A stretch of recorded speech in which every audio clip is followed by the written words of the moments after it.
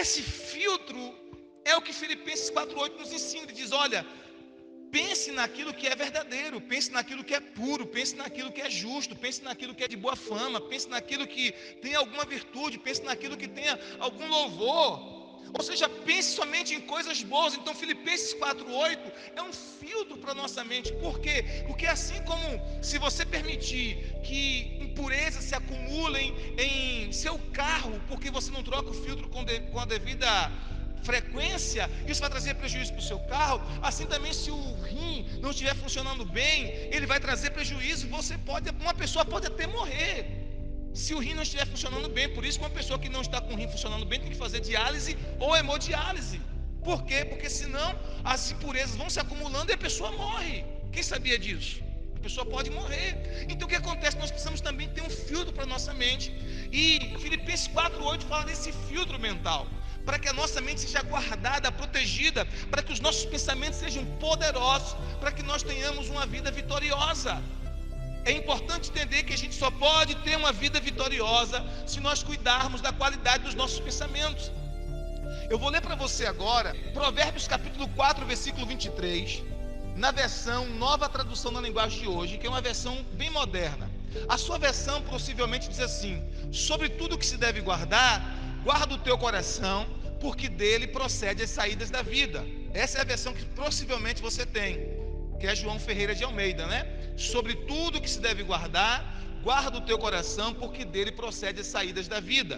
Agora a versão que eu vou ler, que é uma versão contemporânea e moderna, diz assim o texto sagrado: tenha cuidado com o que você pensa, pois a sua vida é dirigida pelos seus pensamentos. Como o coração na Bíblia é sinônimo de mente, pensamentos e emoções, o tradutor aqui dessa versão colocou desse termo: tenha cuidado com o que você pensa, pois a sua vida é dirigida pelos seus pensamentos.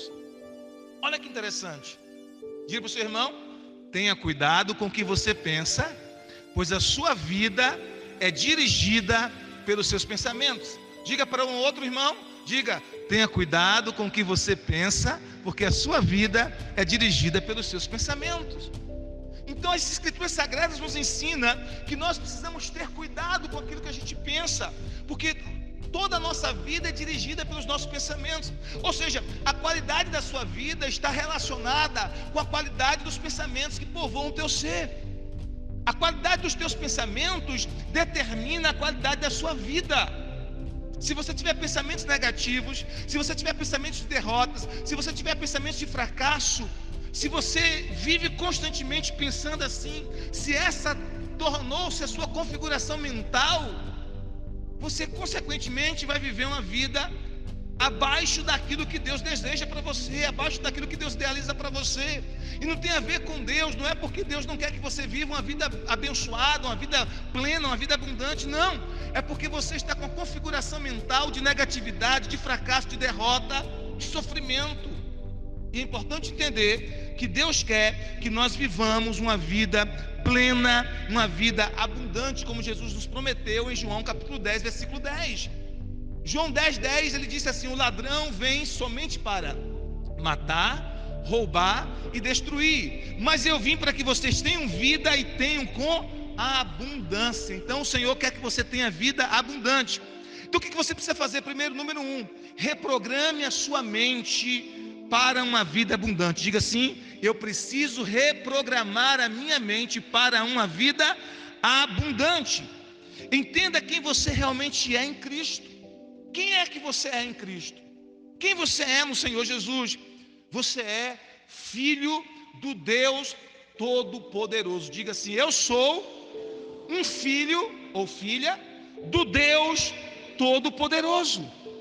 Então, querido, se você é filho do Deus Todo-Poderoso, ou filha do Deus Todo-Poderoso, você precisa reprogramar sua mente para esse entendimento de quem você é em Cristo. Não permita que pessoas negativas coloquem você para baixo. Não permita que pessoas negativas destruam o seu valor, destrua a sua autoestima, mesmo que sejam pessoas da sua família, mesmo que sejam pessoas próximas a você. E deixa eu te falar algo: às vezes Quem mais o inimigo usa para nos ferir são as pessoas que mais amamos, são as pessoas mais próximas de nós, porque ele sabe que essas pessoas têm uma importância muito grande na nossa vida e que o dano causado por elas, mesmo que elas não tenham a intenção, mas talvez por ignorância, o dano causado por essas pessoas, se nós não cuidarmos, é maior do que o dano causado por outras pessoas. Então você precisa programar a sua mente, porque muitas vezes, ou reprogramar a sua mente, porque muitas vezes pessoas da sua família destruíram a tua autoestima. Talvez pais. Você nunca vai ser ninguém na vida. Você é pobre, filho de pobre morre pobre. Para que estudar? Você nunca vai conseguir, você é burro. Você é idiota. Acorda, vagabundo, para trabalhar. Quantas vezes pais, mães, na ignorância, na ferida da alma que receberam dos seus pais também, tiveram atitudes como essa na vida dos filhos, implantaram na mente dos filhos, implantaram na vida dos filhos um senso de indignidade, de desvalor, de que não são importantes, de que são zero à esquerda, de que não são ninguém. E muitas vezes nós precisamos, depois que reconhecemos Jesus Cristo como nosso Senhor e Salvador, entender o nosso valor em Cristo, entender quem nós somos em Cristo, entender que nós somos filhos de Deus, filhos e filhas do Deus Todo-Poderoso. Amém, queridos? Não importa quem foi a pessoa que feriu o teu coração. Às vezes é teu cônjuge, às vezes é teu marido ou esposa, que deveria ser a pessoa que mais nos encoraja. E às vezes o marido fala para a esposa palavras que detonam a autoestima dela, ou mulheres falam para os seus maridos palavras que desencorajam, palavras que destroem a autoestima. Tem muitos homens, muitos maridos que estão com sua autoestima, seu senso de valor, seu senso de dignidade destruído, porque as esposas não tiveram palavras respeitosas para com seus maridos e destruíram a autoestima deste homem, destruíram o valor deste homem.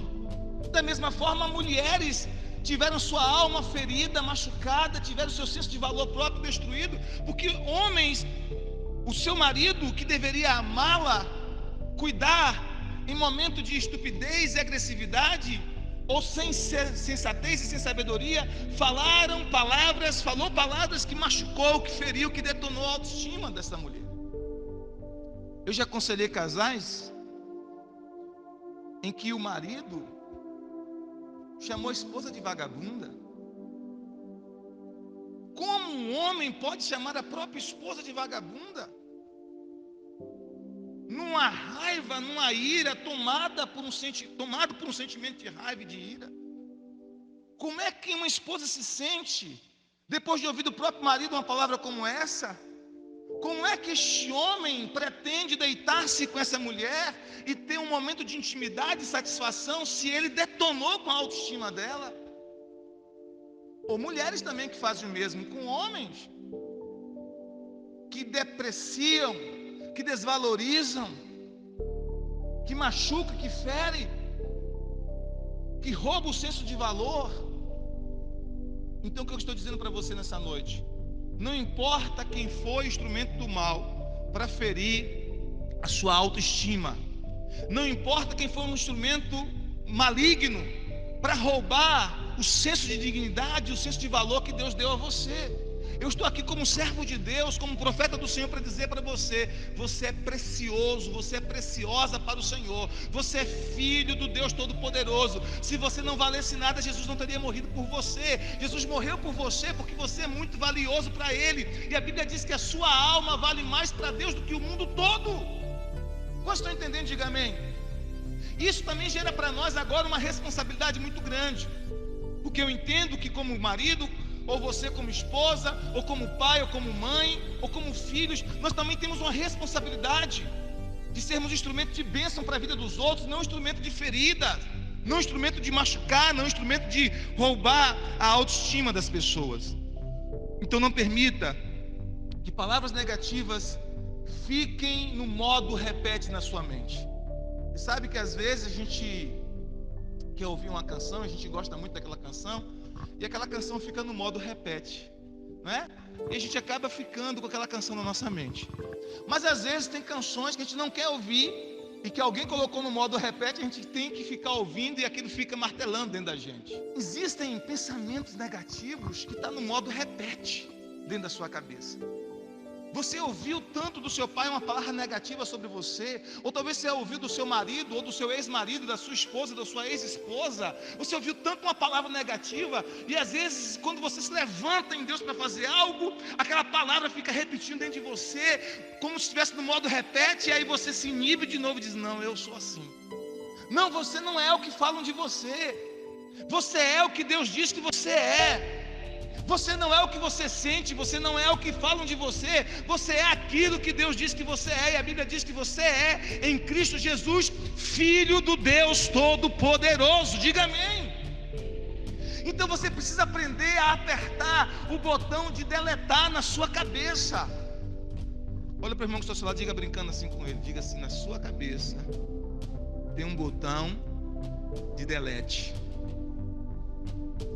Então você tem que deletar todo pensamento negativo, todo pensamento de derrota, todo pensamento de fracasso, todo pensamento que rouba o teu valor como ser criado por Deus, criado em mais semelhança de Deus. Você tem que aprender a deletar esses pensamentos. Diga amém se você está entendendo. Amém? Você tem que apertar esse botão na sua cabeça e deletar. Vem um pensamento negativo, diga: eu repreendo em nome de Jesus, eu não aceito. Isso é forma de deletar esses pensamentos. Você não vai conseguir. Você é um fracassado. Lembra do que o seu pai dizia para você? Aí você: eu repreendo essa palavra, eu deleto esse pensamento em nome de Jesus. Você é um doente, eu repreendo essa palavra, eu sou curado em Cristo Jesus. O Senhor Jesus já levou sobre si as minhas dores, as minhas enfermidades. Você não vai vencer, eu posso todas as coisas naquele que me fortalece. Amém, queridos? Você precisa aprender a lutar contra esses pensamentos. Você não pode aceitar esses pensamentos como normal. E é uma batalha, porque principalmente para a maioria de nós que viemos de famílias disfuncionais, de famílias feridas, de famílias marcadas pela dor, pelo sofrimento, pela traição. Muitos de nós viemos de famílias assim, e nós carregamos um estigma. E nós precisamos quebrar esses conceitos do mal, quebrar essas cadeias que muitas vezes tentam nos aprisionar e nos acorrentar, para que nós possamos viver uma vida além, para que nós possamos viver aquilo que Deus planejou para a nossa vida. E olha que palavra do Senhor para você e para mim nessa noite. Salmo 27, versículo 10, diz assim: ainda que o seu pai e a sua mãe te abandonem, ainda que o meu pai e a minha mãe me abandonem, o Senhor me acolherá. Ainda que o meu pai e a minha mãe me abandonem, o Senhor me acolherá. Salmo 27, verso 10. Essa é uma promessa do Senhor para a sua vida. Você é filho de Deus. E a Bíblia diz em Romanos 8,14: todos os que são guiados pelo Espírito de Deus são filhos de Deus. Quem é guiado pelo Espírito de Deus aqui? Diga: eu sou filho de Deus. A Bíblia nos fala em Gálatas 3,26: todos vocês são filhos de Deus mediante a fé em Cristo Jesus. Todos vocês são filhos de Deus mediante a fé em Cristo Jesus. Você crê em Cristo Jesus como seu Senhor e seu Salvador? Então você é filho de Deus. Você é filho de Deus. Romanos 8,16 diz: o próprio Espírito testemunha ao nosso espírito que nós somos filhos de Deus. O próprio Espírito, o Espírito Santo, ele está testemunhando, ele está testificando dentro de nós, no nosso espírito, que nós somos filhos de Deus. Ainda que alguém diga que você não é, você tem a convicção pelo Espírito Santo dentro de você que você é. Ainda que alguém diga que você não é, você tem a convicção pelo Espírito Santo que você é filho de Deus. Então reprograme a sua mente para entender quem você é. Diga assim, levante a sua mão direita e diga assim: eu sou filho ou filha. Diga: eu sou filho do Deus Todo-Poderoso. Eu sou uma nova criatura em Cristo. Eu sou justiça de Deus em Cristo. Eu sou abençoado. Eu sou próspero. eu sou suprido pelo meu Deus em todas as coisas. Diga: eu sou amado pelo Pai, eu sou aceito pelo Pai em Cristo Jesus, eu sou aceito na família de Deus. Diga: eu sou amado, eu sou filho do Deus Todo-Poderoso. Amém? Por que eu estou enfatizando isso?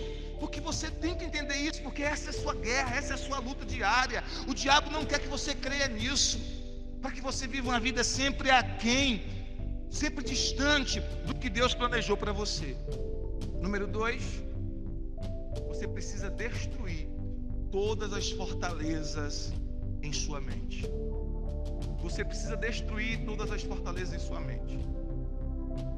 Durante muito tempo, o inimigo foi construindo, através de vários processos, fortalezas mentais dentro de você.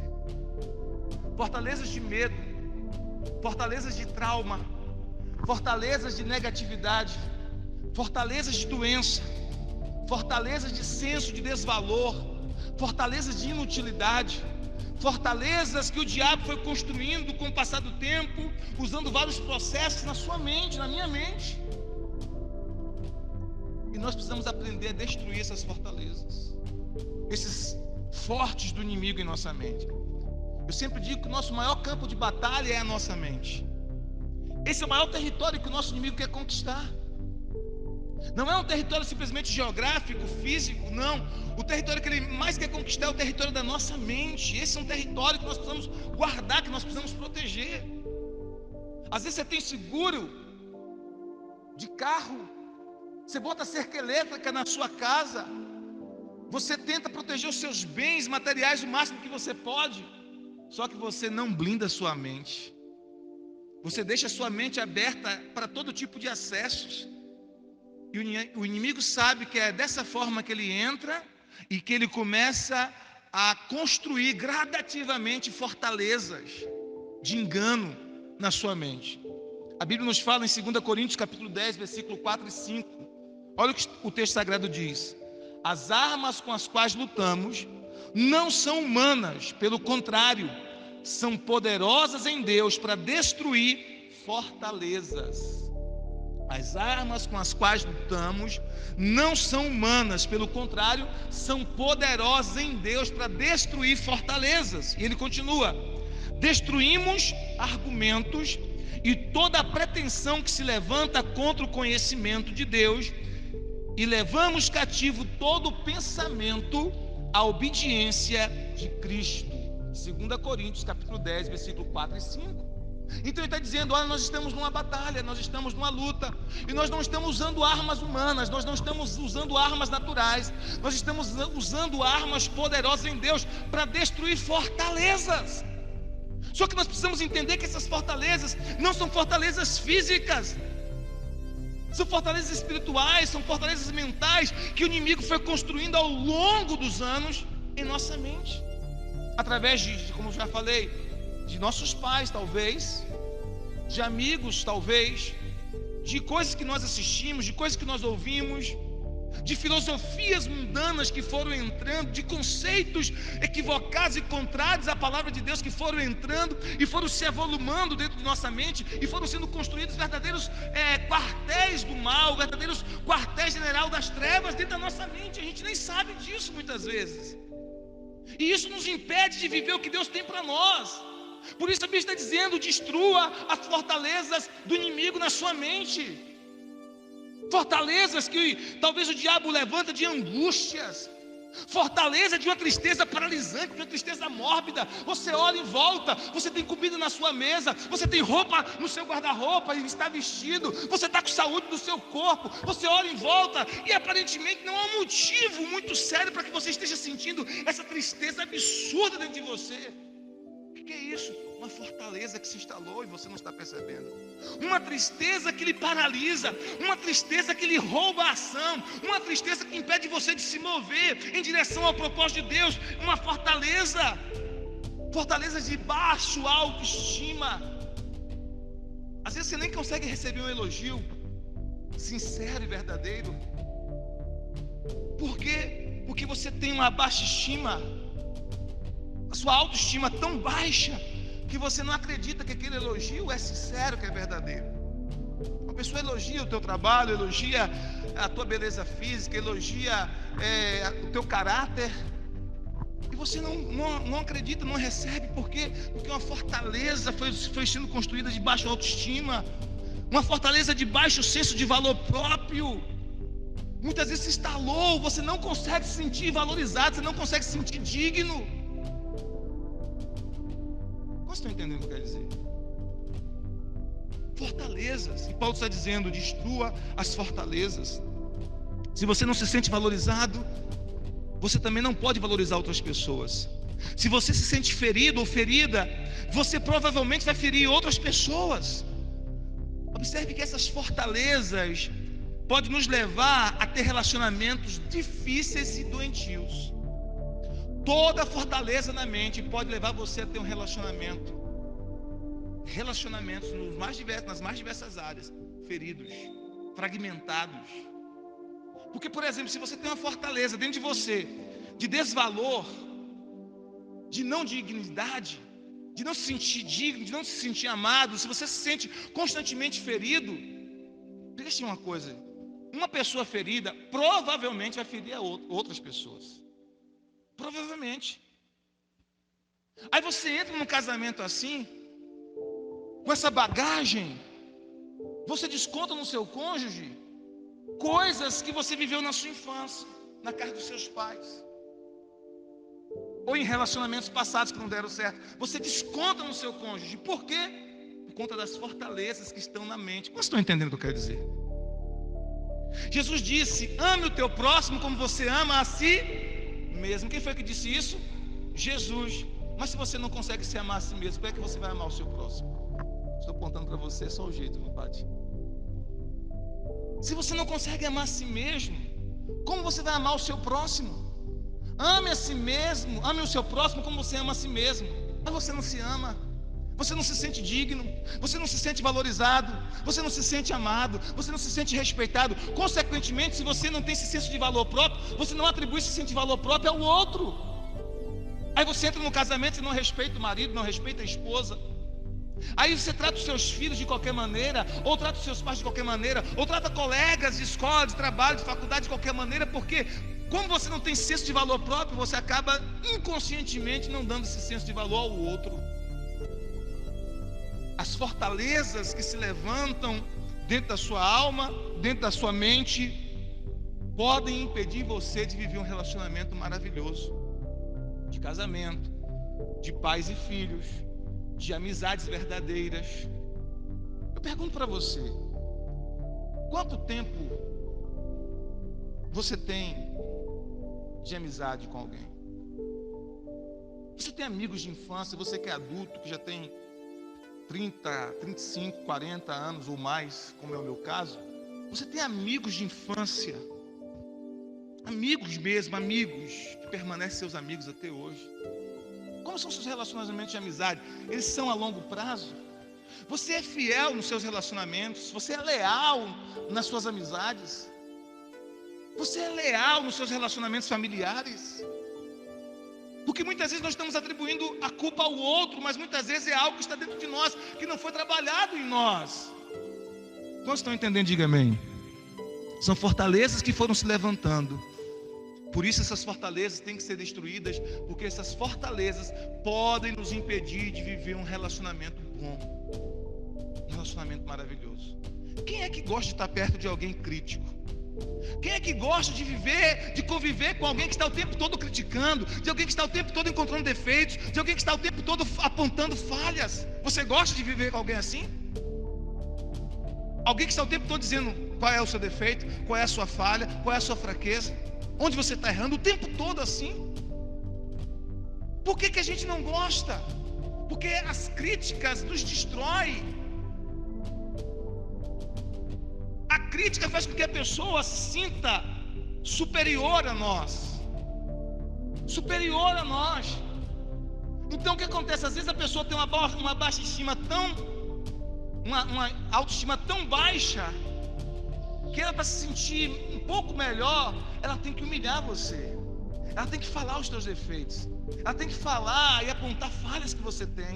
E ela tem que encontrar falha em tudo que você é, em tudo que você faz. E ela está o tempo todo lhe criticando. Por quê? Porque dessa maneira ela se sente melhor. Porque ela é tão vazia. Vocês estão entendendo, gente? Mas talvez eu estou falando comigo mesmo nessa noite. Talvez você está falando, essa pessoa sou eu sou assim. Por isso que pessoas críticas demais, elas não conseguem ter relacionamentos duradouros, porque ninguém suporta conviver por muito tempo com pessoas críticas, com pessoas tóxicas. Só se a pessoa também foi tão ferida, que ela tem esse senso de masoquismo, que ela gosta de ficar num relacionamento mesmo estando sofrendo. Porque tem gente que é tão ferida que ela sente prazer no sofrimento. Quase estão entendendo o que eu quero dizer? É uma alma masoquista que gosta de sentir sofrimento, de infortúnios, porque foi detonado na infância, na adolescência, na juventude. Mas nós precisamos entender, queridos, o que a Bíblia está nos dizendo: desfaça, destrua todas as fortalezas que se levantaram na sua mente. Amém? Você não é um acidente. Diga: eu não sou um acidente.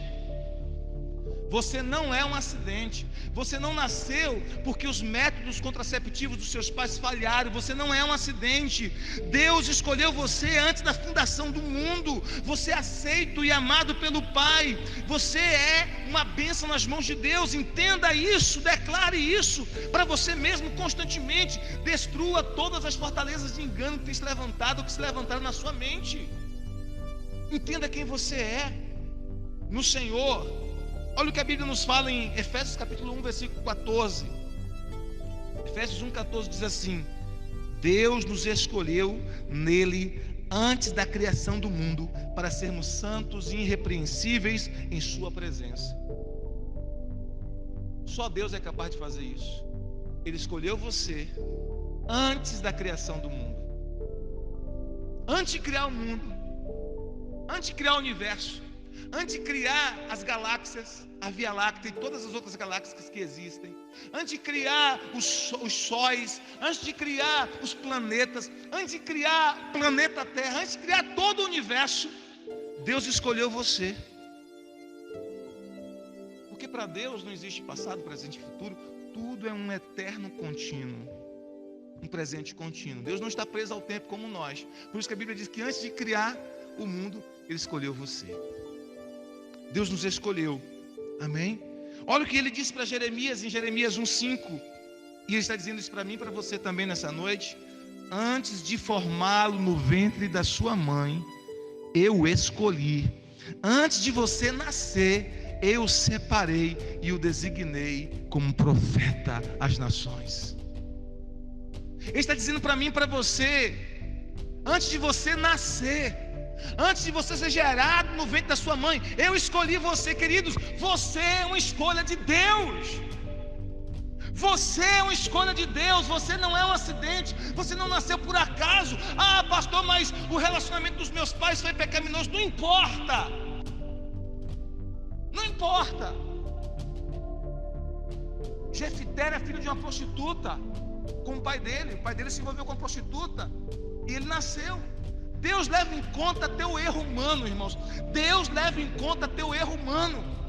E Jefité foi usado por Deus poderosamente para ser um juiz poderoso de Israel, para trazer livramento para Israel. Então não importa como você veio ao mundo, o que importa é que Deus escolheu você. Deus precisava do DNA certo, do gene certo, do seu pai e da sua mãe. Deus precisava daquela combinação perfeita para criar você. Você é criação de Deus, imagem e semelhança de Deus. E Ele escolheu você antes do mundo ser criado. Ele escolheu você antes de você ser gerado no ventre da sua mãe.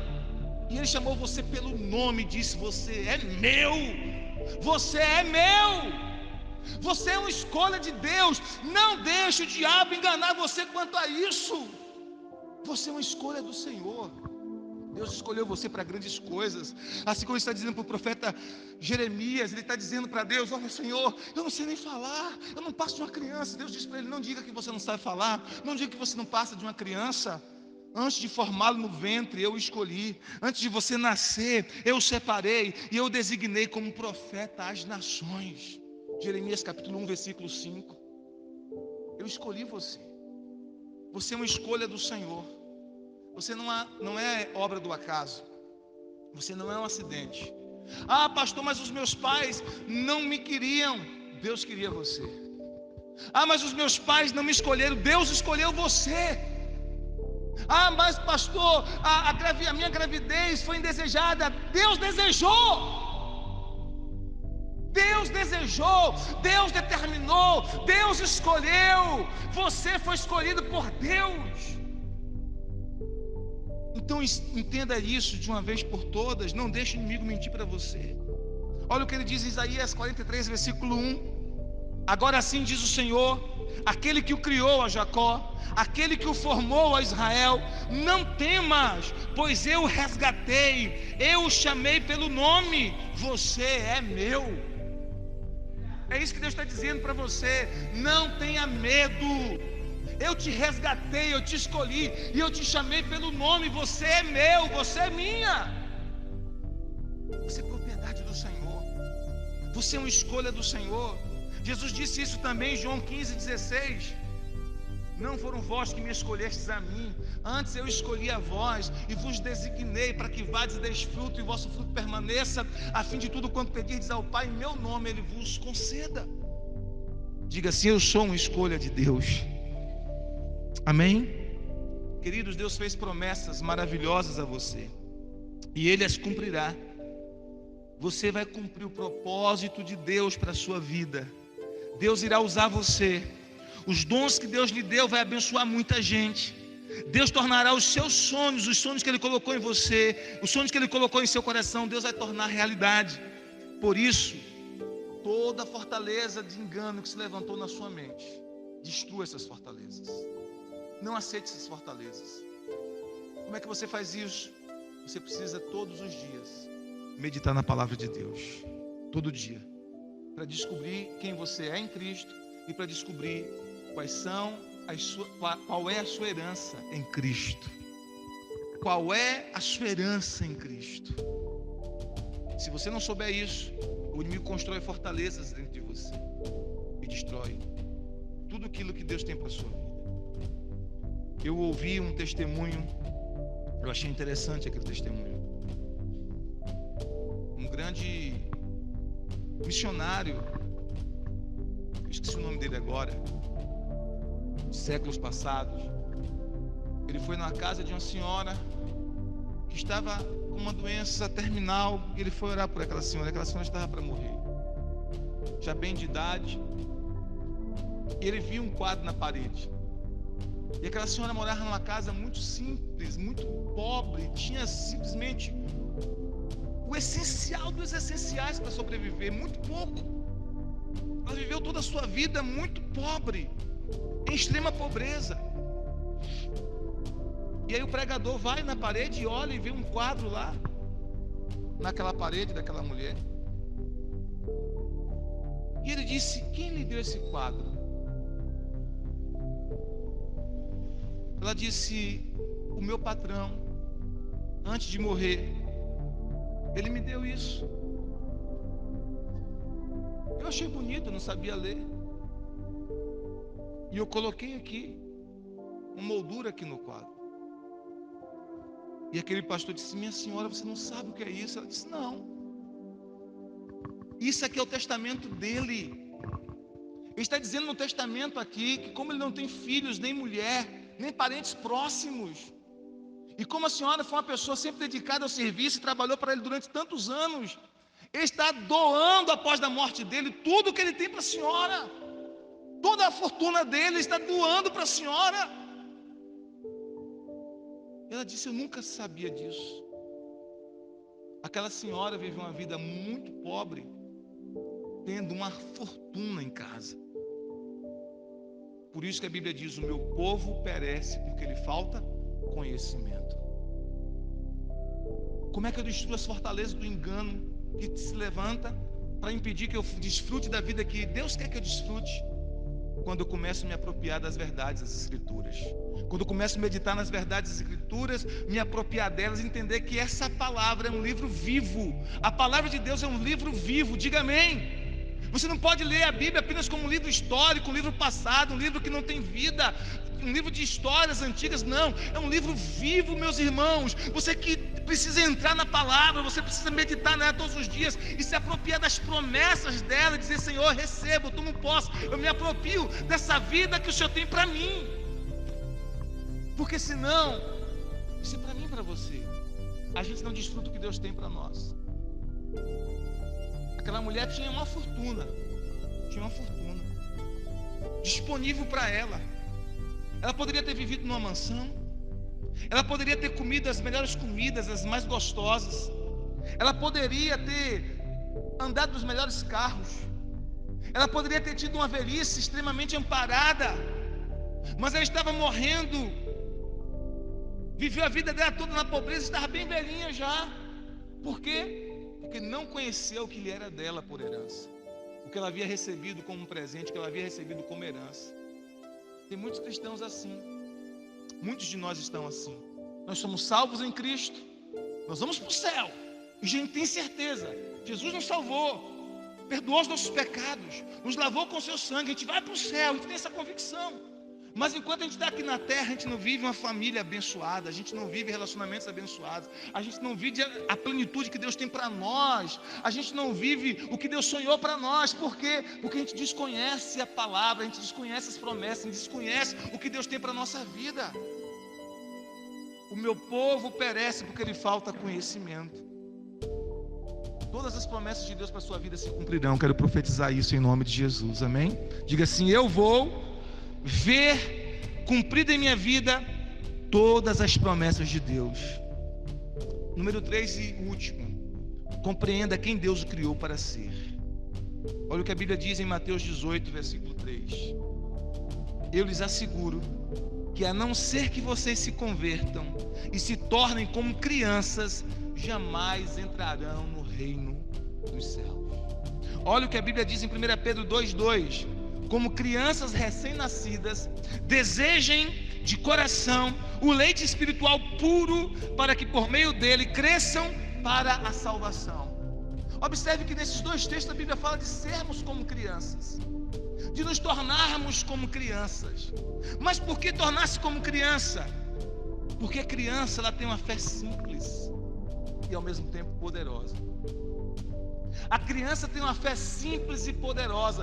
A criança não vê impossibilidades em nada. Ela crê em tudo. A criança é crível. Ela crê. Ela não vê impossibilidades. Amém? Geralmente quando você pergunta à criança sobre o que ela quer ser no futuro, ela diz: eu quero ser médico, eu quero ser advogado, eu quero ser pastor, eu quero ser professor, eu quero ser engenheiro, eu quero ser um astronauta, eu quero ir para o espaço. Não é verdade? Eu quero ser um médico, eu quero ser um empresário. A criança não vê impossibilidades, ela crê em grandes sonhos, ela tem grandes sonhos, ela pensa em grandes sonhos. Amém? E por que a criança geralmente é assim? Ela crê no impossível, ela crê que todas as coisas são possíveis. Não importa se ela nasceu numa família muito pobre, ela crê. Ela não vê impossibilidades. Por que a criança é assim? Porque Deus nos criou assim, irmãos. Deus colocou dentro de mim e você a semente da grandeza. Deus colocou em mim e você a semente para coisas grandes. Só que a gente vai crescendo, a gente vai vivendo e vem um balde de água fria. Toneladas de balde de água fria sobre nossos sonhos, sobre nossos projetos, sobre nossos ideais. A criança diz que quer até ser o presidente do Brasil. Esses dias, olha como isso é sério. Uma criança aqui da igreja, isso a própria mãe que falou conosco. Ela disse assim, o menino disse assim para a mãe: mãe, todo empolgado, mãe, ela disse: o que, menino? Ô mãe, eu vou ser o presidente do Brasil. Aí a mãe riu. Só que o riso dela foi um riso dizendo assim: como você dissesse, isso nunca vai acontecer. Olha de onde você veio, olha que família você nasceu. Isso é impossível. O riso dela foi um riso que jogou um balde de água fria. Mas a criança estava crendo, eu vou ser presidente do Brasil. E quem sabe a gente não terá aqui na igreja o próximo presidente do Brasil. Claro, não próximo da agora recente, mas do próximo daqui a muitos anos, né? Quem sabe onde essas crianças estão aqui hoje à noite não pode se tornar o presidente do Brasil daqui a 30 anos ou um pouquinho mais. Quem sabe? Quem sabe? A criança não vê impossibilidades. Vocês estão entendendo o que eu quero dizer, gente? Ela começa a sonhar grande, ela sonha alto. Só que à medida que a gente vai crescendo, que vem as decepções, que vem as palavras negativas, a gente começa a se acovardar, a gente começa a ficar enclausurado dentro de nós mesmos, a gente começa a perder os sonhos grandes, a gente começa a deixar de sonhar coisas grandes. Mas nós precisamos entender que Deus nos criou para coisas grandes. Deus nos criou para coisas extraordinárias. Irmãos, você e eu, nós somos obra-prima das mãos de Deus. A sua mente é extraordinária, o seu cérebro é extraordinário. Você sabia disso? Eu estava ouvindo o professor Pierluigi Piazzi. Ele já faleceu, mas muito interessante a palestra dele. Eu ouvia muitas palestras dele pela internet. Ele disse que o nosso cérebro é tão avançado, que seria necessário 15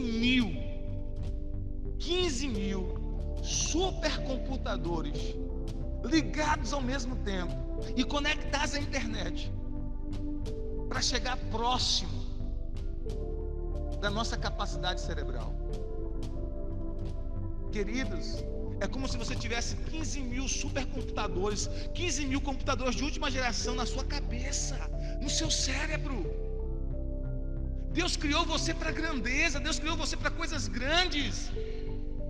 Deus nos criou para coisas grandes, amém? Eu quero profetizar e declarar que Deus vai usar você para coisas grandes. Eu quero profetizar que Deus vai levar você a ter sonhos grandes. Você vai sonhar grande, você vai ter sonhos grandes para a sua família, vai ter sonhos grandes para a sua saúde, vai ter sonhos grandes para os seus filhos, vai ter sonhos grandes para a sua empresa, vai ter sonhos grandes para o seu casamento, vai ter sonhos grandes para os teus negócios, vai ter sonhos grandes para cada área da sua vida. Tudo é possível ao que crê, nada é impossível para o nosso Deus. Deus vai destravar você para coisas grandes. Diga amém, eu recebo. Eu estou debaixo dessa palavra, irmãos. Eu a recebo para a minha vida. Eu quero profetizar isso em nome de Jesus. Você verá coisas grandes acontecer na sua vida. Eu quero profetizar isso. Você verá coisas grandes acontecer na sua vida, irmãos. Creia nisso. Eu não estou falando isso como uma palavra motivadora apenas, não. Eu estou falando como palavra de Deus para você. Pense nas coisas grandes que você pode fazer para Deus. Quantas almas você pode ganhar para Jesus? Quantas pessoas você pode influenciar para Deus? Quantos casamentos podem ser abençoados, restaurados através do seu casamento? Quantas gerações poderão ser abençoadas através da tua vida, do modo que você cria os teus filhos? Não importa o sacrifício que você está enfrentando agora. Ah, pastor, mas eu estou debaixo de tantos desafios agora. Deixa eu dizer algo para você. Você está grávido ou grávida. Nós temos duas grávidas aqui? Duas? Ou uma? Só uma, né? Que a gente sabe, né? Não sei se tem mais alguma grávida escondida aí. Tem? Chega, né, Paty? Está grávida. Está quase na hora, né? Ganha quando? Janeiro? Tomara que nasce no dia 14 de janeiro. Aí vai ser no dia do meu aniversário. Escute isso. Mas todos nós aqui estamos grávidos de sonhos. Até os homens. Você está grávido de grandes sonhos. Amém? Você está grávido de sonhos, de coisas grandes. Talvez você está grávido da sua empresa. Talvez você está grávido ou grávida da sua cura. Amém? Do seu milagre. Talvez você está grávido da salvação do teu marido, da salvação da tua esposa. Talvez você está grávido da redenção e do avivamento do Brasil. Talvez você está grávido ou grávida da conquista da sua casa própria, da ampliação da sua empresa, do seu ministério, da sua célula. Você está esperando esse bebê, ele está sendo gerado em você, ele vai nascer. Mas você está dizendo assim: pastor, o senhor está dando essa palavra, e o senhor não sabe, tem sido tantos desafios para mim, tem sido tanto sacrifício, tem sido dias tão desafiadores. Deixa eu falar algo para você que a minha irmã sabe muito bem na pele. Quanto mais perto vai chegando do bebê nascer, mais os desafios aumentam, mais o sacrifício aumenta e mais as dores aumentam. Tem dia que ela não consegue dormir, tem que virar para um lado, deitar, procurar uma posição. É assim ou não é? Eu sou pai de 3 irmãos, eu sei como é que é isso. Eu fiquei grávido junto com a minha esposa 3 vezes. Então você está grávido de sonhos. Deus está gerando um sonho aí. Tem quantos sonhos aqui? Tem quantos sonhos aí? Muitos, né, varão? Você está grávido de sonhos, de projetos. Mas pastor, tem sido tão sacrifício, tantas lágrimas. Você tem que saber, você está grávido. A minha irmã tem certeza disso, não tem dúvida nenhuma disso, não é verdade? Ela tem certeza, ela sabe que vai nascer. Ela sabe que vai nascer. O sonho vai nascer, o bebê vai nascer. A alegria da casa vai chegar com a chegada do bebê. Você também, você tem que entender isso. Eu estou grávido de coisas grandes. Deus está gerando o meu milagre. Deus está gerando o meu bebê de milagre, de cura, de transformação. O seu bebê vai chegar. Amém? Vocês estão grávidos de um bebê também. Vocês também estão grávidos de um bebê. Amém? Então você tem que crer nisso, queridos. Ah, pastor, mas tem sacrifício. Está doendo. Deixa eu dizer algo para você. Não existe parto sem dor. Mesmo parto cesáreo, que não tem a dor para colocar o bebê para fora, tem as dores antes e tem as dores depois. Não é verdade? Quem já passou por parto cesáreo sabe. Então não existe nascimento sem dor, irmãos. Escute isso. Não existe nascimento sem dor. Então se você está sentindo dor agora, não é porque não está chegando, não. É porque você está no processo de parir um milagre. Você está no processo de parir sonhos. Amém? Você está no processo de parir a salvação da tua família, a conquista da tua empresa, a realização dos sonhos que Deus colocou no seu coração. Você está no processo de parir a cura. Você vai gerar milagres. Deus está gerando milagres em você. Deus está gerando milagres em você. Deus está gerando milagres na sua casa. Deus está gerando milagres na sua família. Deus está gerando milagres. Esse filho vai nascer em nome de Jesus de Nazaré. Esse filho vai nascer em nome de Jesus de Nazaré. Eu profetizo, vai nascer em nome de Jesus. Então aguente firme, mesmo que no processo tenha sacrifícios. Não tem filho sem sacrifício, irmãos. Eu tenho 3 filhos. Todos tiveram sacrifício. Só não teve sacrifício para gerar. Não é para fazer, né? Para gerar teve. A pessoa disse, gerar teve. Não é verdade? Fazer é bom demais. Mas gerar, parir, criar, não é verdade? 3 filhos. Até da idade que cada um tem. Carol com 24, John 21, já casado. Sarinha 16, vai fazer 17. Sacrifício, renúncia, choro, lágrima, joelho dobrado, constantemente orando por eles. Constantemente, todos os dias a gente ora para os nossos filhos, todo dia. João está casado e todo dia eu oro para Deus, guarda o casamento, Senhor, do meu filho, Pai. Ô Jesus, ajuda ele a amar a esposa como Cristo amou a igreja. Ô Jesus, ajuda a Lari, meu Deus, a ser uma mulher submissa, que respeite ele, Senhor. Ô Jesus, ajuda, Pai, abre as portas, prospera o trabalho dele. Não é porque está casado que eu não, todo dia, irmão, todo dia de joelho dobrado orando, chorando por ele. Carol e Sara nem se fala, oro direto, Senhor, guarda, protege, guarda minhas filhas no temor do Senhor, que sejam bênçãos nas tuas mãos, prepara um jovem de Deus para elas, cara crente, cheio de Deus, cheio de fé, cheio da palavra, meu Deus. Afasta os espinheiros das minhas filhas, afasta os aproveitadores, afasta esses rapazes ou homens que só querem aproveitar, enganar, ludibriar. Coloca homens de valor. E eu profetizo para elas: vocês vão casar com homens melhores do que eu, homens que sejam melhor para vocês do que eu sou para a mãe de vocês. Porque elas dizem, né? Elas acham que eu sou um bom esposo. E eu falo: Deus vai dar para vocês um marido melhor ainda, que seja melhor ainda para vocês do que eu sou para a mãe de vocês. Porque eu estou plantando uma semente, irmãos, tudo é semente. Estou plantando uma semente na minha esposa, eu quero colher nas minhas filhas também, nos meus filhos, né? No relacionamento deles. Eu quero colher isso que eu tenho semeado na vida da minha esposa. Então eu falo: Senhor, guarda. Então o sacrifício continua sempre.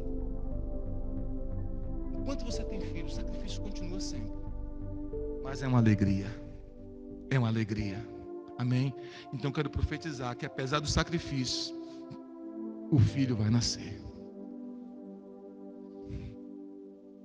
Vou profetizar de novo. Apesar do sacrifício, os seus filhos de milagres, seja eles quais forem, vão nascer. Os seus filhos vão nascer. Qual é o milagre que você está gerando? Talvez o milagre é um bebê mesmo. Deus vai fazer nascer. Talvez o milagre é a casa. Talvez o milagre é a salvação da sua família. Talvez o milagre é a libertação de alguém por quem você está orando. Amém? Esse milagre vai nascer em nome de Jesus. Então se mantenha firme, se mantenha na palavra, se mantenha na bênção. Saiba que Deus criou você para coisas grandes. Seja como uma criança, não no sentido de ser afoito para algumas coisas, não, no sentido de você crer, de você não ver impossibilidades. Diga assim: não há impossível para o meu Deus. Diga: não há impossível para o meu Deus. Amém? Olha o que a Bíblia diz em Jó 8:7. Irmãos, que palavra tremenda. Jó 8:7. Olha o que diz. Olha o que diz.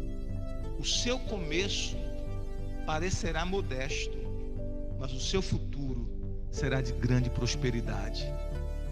Jó capítulo 8, versículo 7. Se fosse você, eu anotava esse versículo e botava bem grande lá na geladeira da sua casa. Botava bem grandão lá no seu quarto. Fazia, sabe, bem grandão assim, e colocava lá na parede. O seu começo parecerá modesto, mas o seu futuro será de grande prosperidade. Jó 8:7. O seu começo parecerá modesto, mas o seu futuro será de grande prosperidade. O seu começo parecerá pequeno, parecerá modesto, mas o seu futuro será de grande prosperidade. O seu começo parecerá modesto, mas o seu futuro será de grande prosperidade. Oh meu Deus, será que há alguém aqui crente para receber essa palavra? O seu começo vai ser pequeno, mas o seu futuro vai ser de grande prosperidade. O seu começo vai ser pequeno, mas o seu futuro vai ser de grande prosperidade. O seu começo vai ser pequeno, mas o seu futuro vai ser de grande prosperidade. O seu começo vai ser pequeno, mas o seu futuro vai ser de grande prosperidade. Há alguém aqui que recebe essa palavra? Aleluia! O seu começo pode ser modesto, meu irmão, mas o seu futuro será de grande prosperidade. Você vai receber graça de Deus para quebrar o poder do vício, para quebrar o poder da pornografia, para quebrar o poder do medo, para quebrar o poder da imoralidade.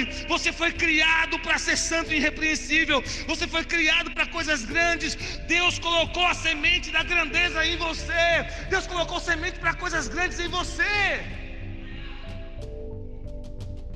Está doendo, está sofrendo, você está chorando. Não existe pérola sem sofrimento e sacrifício, irmãos. Se está doendo é porque Deus está gerando uma grande pérola em você. E você diz assim: meu Deus, eu não entendo tantas promessas para a minha vida. Por que eu passei por isso, eu tenho passado por isso? Queridos, Deus está construindo coisas grandes em você. Os seus valentes, os guerreiros de Deus, os soldados do Senhor, Deus treina no deserto. Foi assim com Moisés, foi assim com Gideão, Foi assim com o próprio Jesus. Ele não poupou nem o filho dele da escola. Talvez você está na escola agora, mas está sendo treinado para receber grandes bênçãos, porque Deus não vai entregar a bênção para quem não sabe usá-la, para desperdiçar. Por isso que Deus está treinando você. Amém? Diga glória a Deus. Você foi criado para ser um agente de bênção. Você foi criado para ser um agente de transformação. Você foi criado por Deus para servir com todos os dons que Ele te deu para a glória dEle. Eu termino aqui. 1 Pedro 4:10 diz assim, 10 e 11.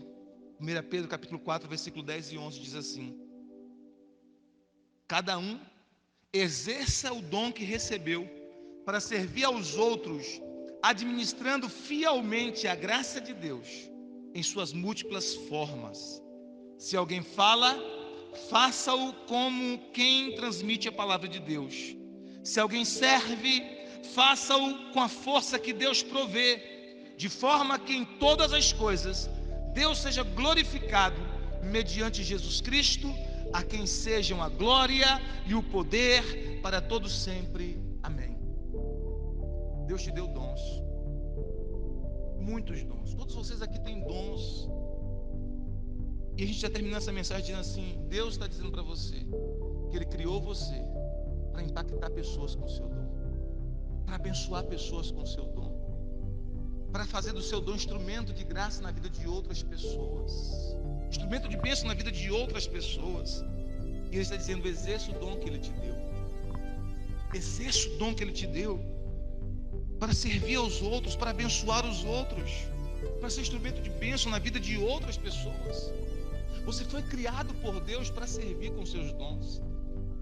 Quais são os seus dons? Em que você pode servir? Como você pode ser útil no reino de Deus? Como você pode ser útil na casa de Deus? Como você pode ser útil na vida de outras pessoas? Como você pode abençoar outras pessoas? De que maneira você pode servir? Como? Quais são os seus dons? Quais são os seus dons? Quais são os dons que Deus te deu? Ah, pastor, eu sinto uma inclinação muito grande para trabalhar com jovens. Então vamos trabalhar com jovens, vamos arregaçar as mangas, vamos trazer os jovens para a casa do Senhor, vamos fazer mais cenas de jovens, vamos fazer culto de jovens. Ah, pastor, eu sinto inclinação muito grande para trabalhar com crianças. Vamos trabalhar com as crianças, vamos abrir mais células de criança, vamos abrir as nossas casas para as crianças, vamos ministrar a palavra para as crianças, vamos fazer culto de crianças aqui. Eu sinto inclinação para trabalhar no diaconato, para servir. Nós estamos precisando, né, nego? De mais pessoas servindo, ajudando no diaconato. Vamos servir. Eu sinto meu coração arder, pastor, para trabalhar com pessoas carentes, para, sabe, visitar comunidades carentes, para levar sopa, roupa, comida, alimento. Então vamos fazer isso.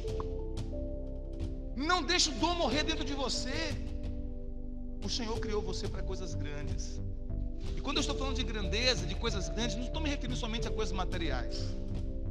Eu estou me referindo a ser uma bênção na vida de alguém, a ser um instrumento poderoso na vida de alguém, a ser um agente de transformação eterna na vida de pessoas. Essa semana alguém falou para mim, para a pastora, domingo passado, uma pessoa, uma família que a gente tem um contato, mas não tão próximo como a gente tem com vocês. E aquele marido disse para a gente assim: o quanto a nossa vida, o nosso casamento impacta a vida deles. E isso coloca em nós uma responsabilidade maior. Eu fico pensando: meu Deus, que responsabilidade a gente tem, né? Ele disse para mim: o casamento de vocês abençoa a gente demais, pastor. A gente fica pensando em vocês. E eu achei interessante aquilo, porque não é uma pessoa como vocês que estão aqui com a gente o tempo todo, frequento, não. Porque essa pessoa só veio à igreja acho que 2 vezes, 3.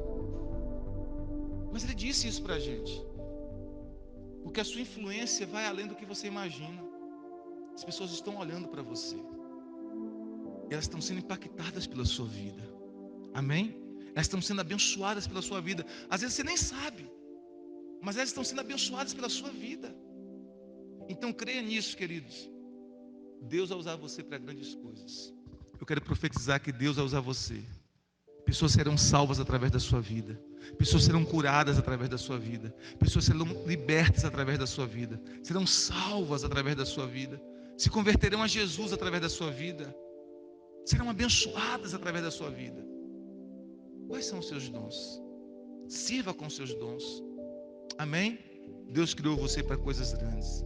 Não deixe o inimigo negar essa verdade na sua vida. Fique de pé.